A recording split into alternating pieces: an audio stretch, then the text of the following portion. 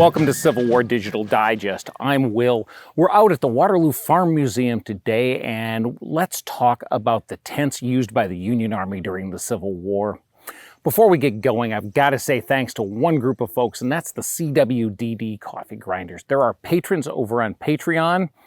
A little bit of money from each of them every month helps to make sure we can pay a little bit for the location, hire crew, and get people here to be able to shoot episodes like this.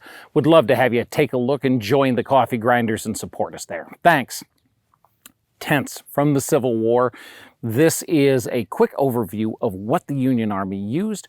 Let's talk about 3 tents together and then 2 by themselves. The 3 together are the housing for the enlisted men.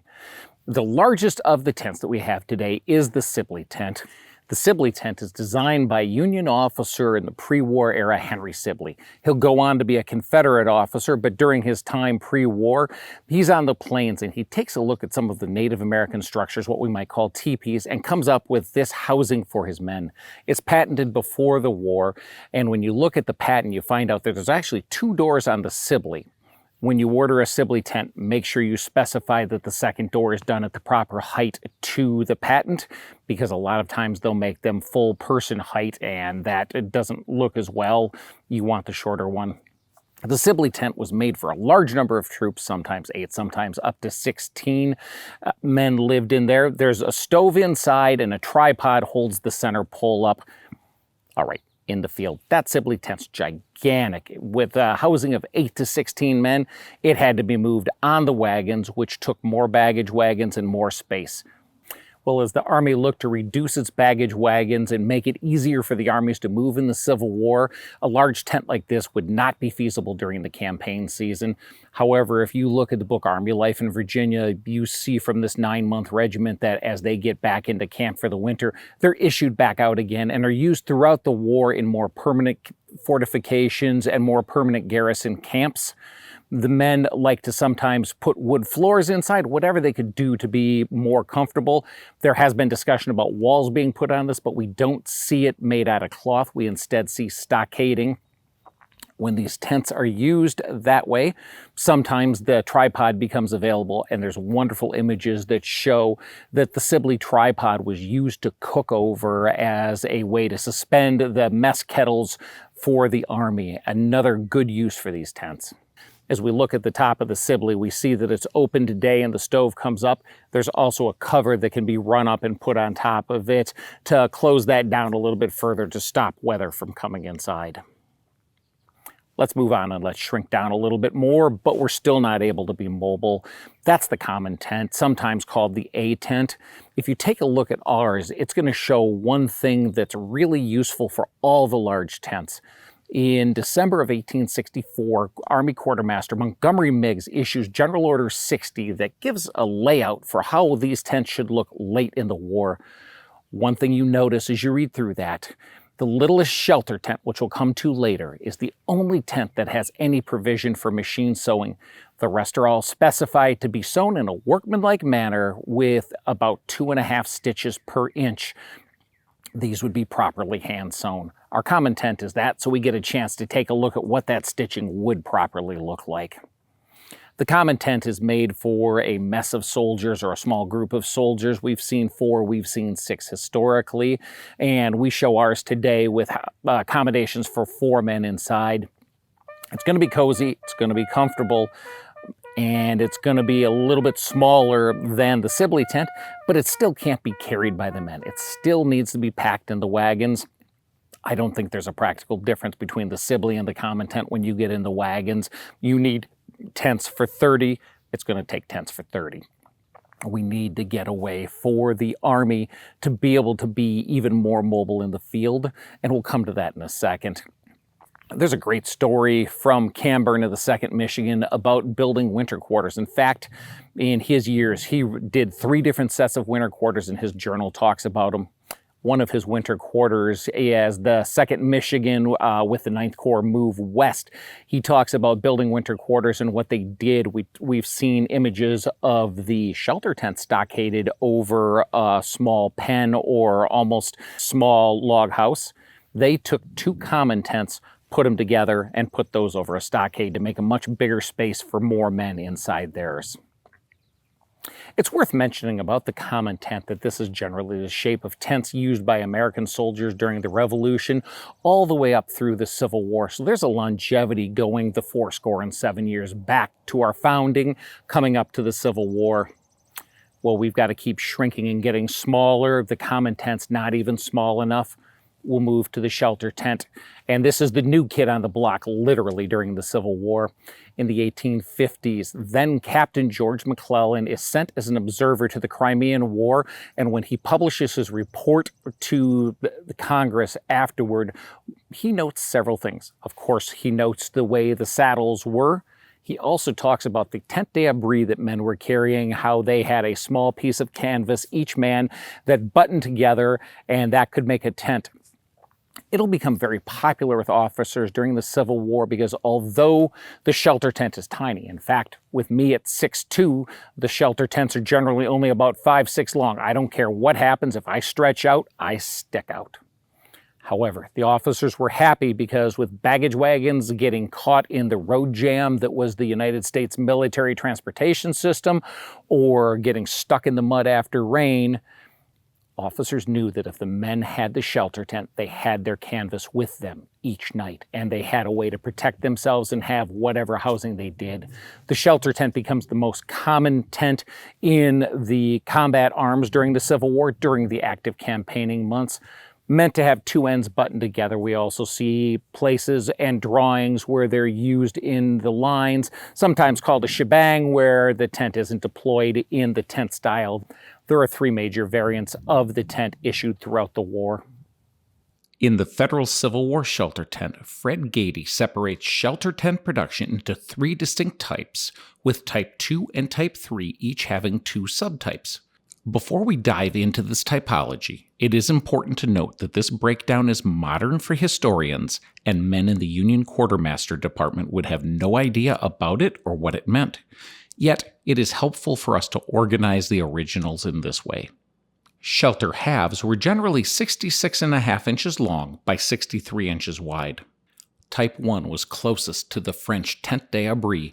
They generally had buttons all around, were made of linen, and were of 2-panel construction, giving a single horizontal seam in the middle of the tent when set up.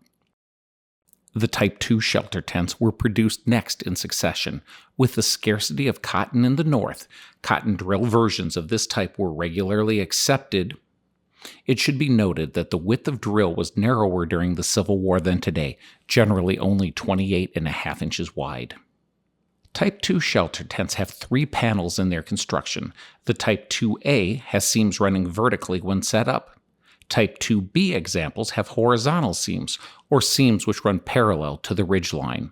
The Type 2 shelter tents were delivered to the men with only 2 pin loops in the bottom where they were staked to the ground. Type 3 shelter tents were the latest version produced. Each shelter half was constructed with only 2 pieces of fabric. The Type 3A had 2 tent pin loops. The Type 3B had 3 tent pin loops and best conformed to the specifications written in the unpublished 1865 Quartermaster Manual. The shelter tent was designed so 2 men could button them together. We see poles that are believed to be like ones that were issued during the war. I can see that falling away. We've seen drawings out of Cycligue where the men have muskets driven in the ground to hold them up. I can think that sticks would be used out of a woods nearby if you're able to get it. The men used it any way they can. When we talked about the common tent, we mentioned the longevity of it coming from all the way from the American Revolution and possibly further back up to the Civil War. Well, the shelter tent picks up at the Civil War and goes forward. Both Andy and I were in ROTC at competing universities in Michigan. In our years in ROTC, both of us went on field training exercises, or FTX, and slept under a version of the shelter tent, still being used in the late 20th and early 21st century. So, we've looked at 3 tents for the enlisted men. The shelter tent actually helps more than that. Each enlisted man got half a shelter tent. Each junior officer got their own shelter tent. Wonderful to have a little more space if you carry it. A lieutenant or a captain marching with his men has the same issue as the men.